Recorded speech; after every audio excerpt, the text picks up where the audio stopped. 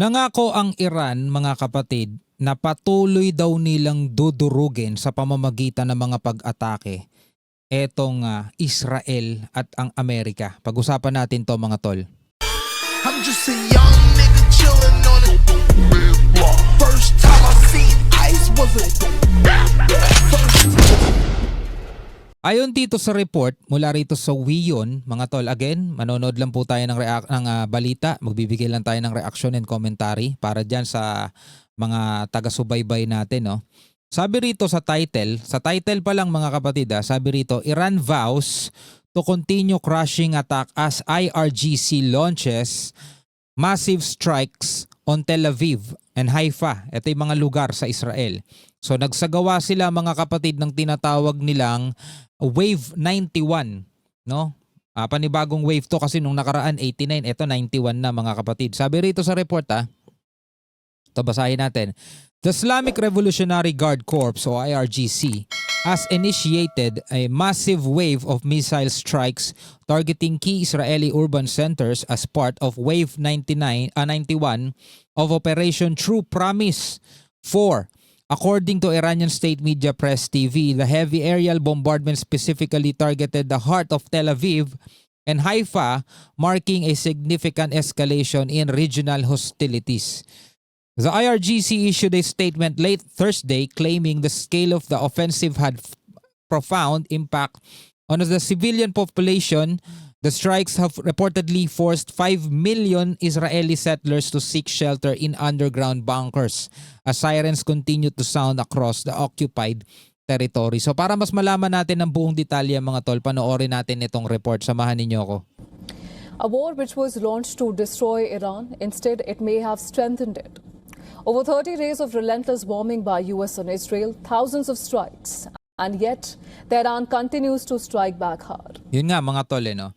Ayon din sa maraming report na napapanood natin, bagamat talagang dinudurog din ng Israel at ng Amerika sa pamamagitan ng mga airstrikes nila etong Iran at Tehran, na gagawa pa rin nilang gumante. Sabi nga rito sa report, ito'y part na ng Wave 91 Operation True Promise 4 ng Iran, mga kapatid. At maraming lugar daw dito, sa specifically yung puso, no, ng Israel, etong Tel Aviv and Haifa, ang nagtatamo ngayon ng pinsala. At hindi lang dito, maging sa ibang mga Arab countries o dito sa Gulf states is nagkakaroon din ng mga sunod-sunod na pag-atake ngayon ng Iran. The conflict is intense, it's relentless, and it's far from one-sided.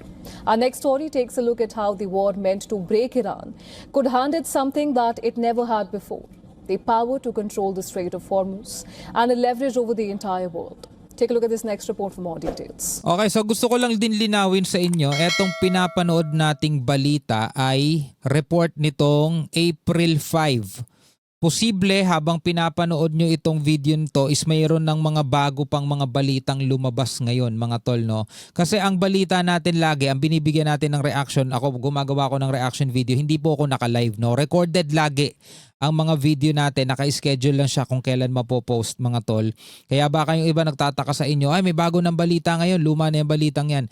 So luma siguro the moment na pinapanood mo to, pero ngayong pinapanood ko tong video to, ito yung mga bago at mga latest na update, mga tol, no? Para lang mas malinaw sa inyong lahat.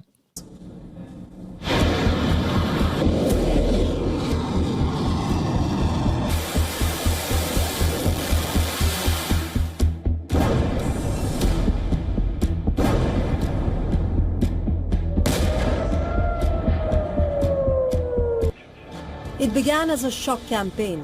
On the 28th of February 2026, the United States and Israel launched one of the most concentrated aerial assaults in modern military history.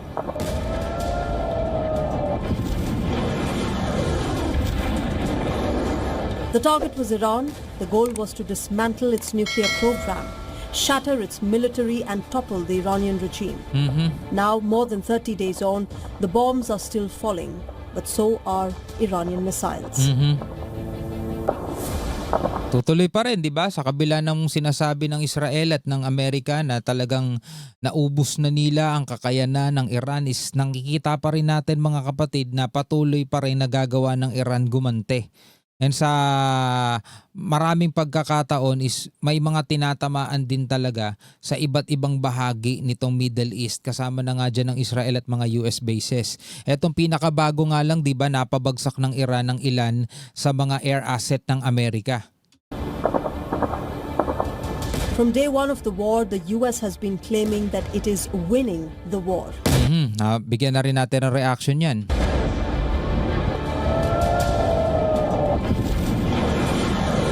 Iran cannot outlast us. We are going to ensure, through violence of action and our offensive capabilities, March 4 yun.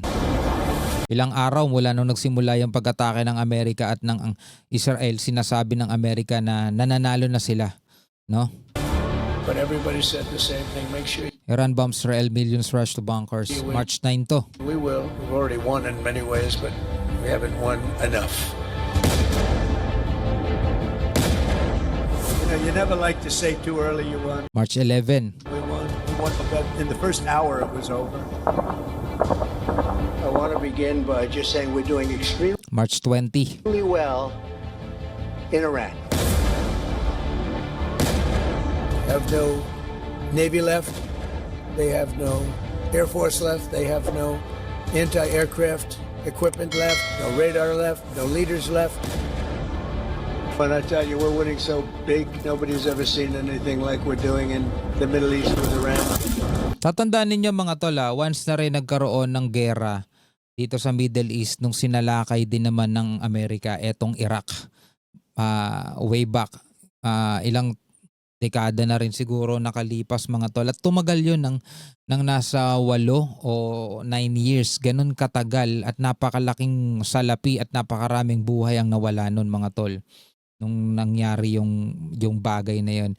Ngayon, isang buwan pa lang ang nakakalipas is matindi ang naging impact ngayon sa pandaigdigan. Kasi nga, ang nangyari, hindi ko matandaan kung nangyari din to dati. Pero ngayon sa pagkakataon kasing to, inipit ng Iran itong Strait of Hormuz, mga tol, na dinadaanan ng mga barko na naghahatid o naglalabas-masok dyan na may dalang langis. Which is napakalaking bagay niyan sa pandaigdigan, no? Kaya ngayon talagang ramdam, no, hindi lang ng Pilipinas, ng napakaraming bansa etong oil crisis na ito.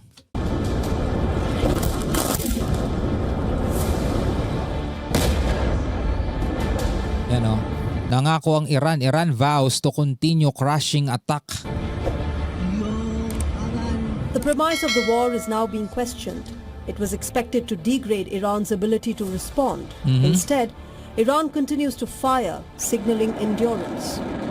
Signaling endurance, pagpapakita ng katatagan, ng endurance ng Iran na bagamat sila ay talagang patuloy na ginugulpe, no, kumbaga, ng mga aerial strike ng Israel at Amerika, is nakakabawi pa rin sila, nakakaganti pa rin sila. Ito'y signaling endurance, sabing ganun. Its arsenal remains diverse. Ballistic missiles for range, cruise missiles for accuracy, drones for persistence, and launch systems are dispersed, making them harder to eliminate. Even under pressure, the Iranian military retains the firepower to inflict pain.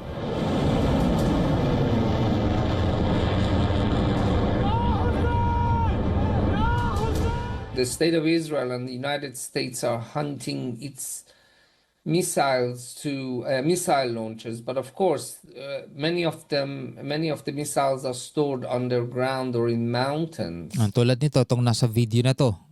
Ito yung mga underground facilities ng Iran na sabi napakalawak daw talaga, parang isang buong syudad to, no, sa ilalim ng lupa. Napakaraming lagusan nito mga tol. Yun yung dahilan kung bakit kahit na nabobomba ng Israel at ng Amerika yung sinasabing ibang mga lagusan, mga tunnel kung saan dumadaan papasok at palabas, etong mga missile ng Iran is nagagawa pa rin nilang makapagpakawala o makapag-launch ng mga panibagong pag-atake dahil hindi pa lahat ng lagusan is natatabunan o napapasabog. Ibig sabihin mga tol, napakarami niyan. No, napakarami niyan dito sa buong Iran. And they are still hidden there, and they're still firing at Israel and all the other countries. So yes, Iran does have a capable missile force. Iran has shifted its strategy. It is no longer about volume. It is about surgical devastation. Targeted barrages of heavy missiles are punching through sophisticated air defenses, leaving US military outposts in ruins and sending shockwaves through Israeli urban centers. Yan no, katulad nito, mga nasa larawan. Yan yung mga tinamaan.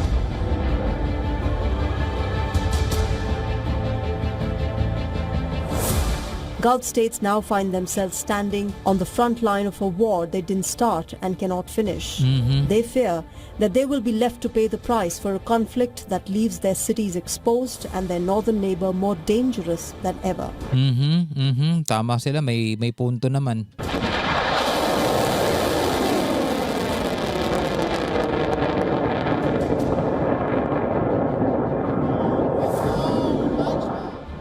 Donald Trump offers assurance for the Gulf countries.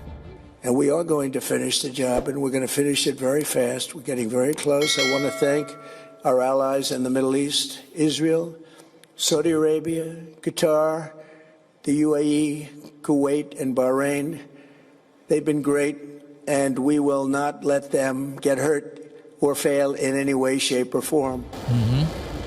Trump has indicated the war could end within weeks, even without a formal deal. But ending without terms carries risk.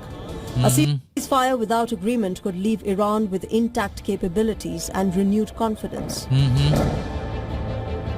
Kasi sabi nga ni Trump tatapusin daw nila itong trabaho na to within 2 to 3 weeks. Aalis na sila dyan. Tatapusin lang daw nila yung trabaho nila. May deal man o wala. Ibig sabihin may kasunduan man o walang kasunduan. Aalis na sila dyan. Tatapusin lang nila yung kanilang trabaho. Pero ano yung trabahong sinasabi ng Amerika, mga tol? No? So eto na nga siguro yung mga babala ni Trump na talagang pupuntiryahin niya yung mga power grid ng Iran, which is yun naman yung ipinang ultimatum niya, yung naunang 48 hours, 'di ba? At tinigil niya 'yon, ginawa niyang 5 days dahil may umuusad daw na negosasyon. Tas naging 10 days 'yon. Tas ngayon another 48 hours, which is magtatapos na ngayong Tuesday. Sabi niya nga gano'n sa report niya, Tuesday will be power plant day and bridge, no? Kumbaga any moment mga kapatid, baka nga nangyayari na yun habang pinapanood mo tong video to, yun na yung mga bagong balita ngayon.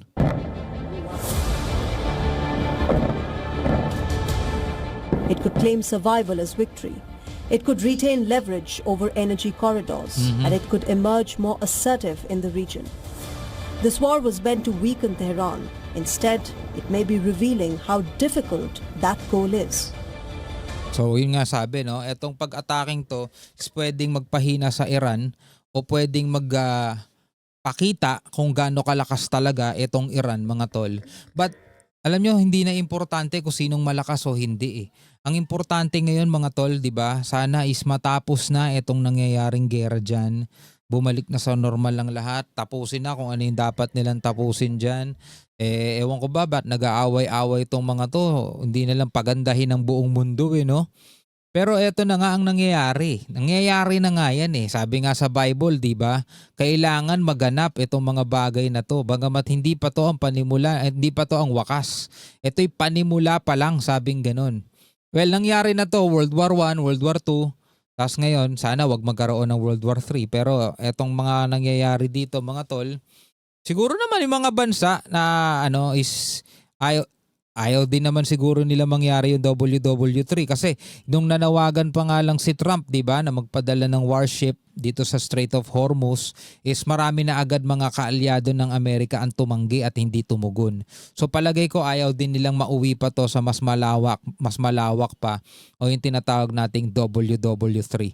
Anyway mga kapatid, etong mga pinag-uusapan natin, etong mga report na pinapanood natin, bagamat alam nyo na yung tungkol dyan sa mga balita, is para dagdag awareness lang din naman, lalo na doon sa mga bago pa lang, no?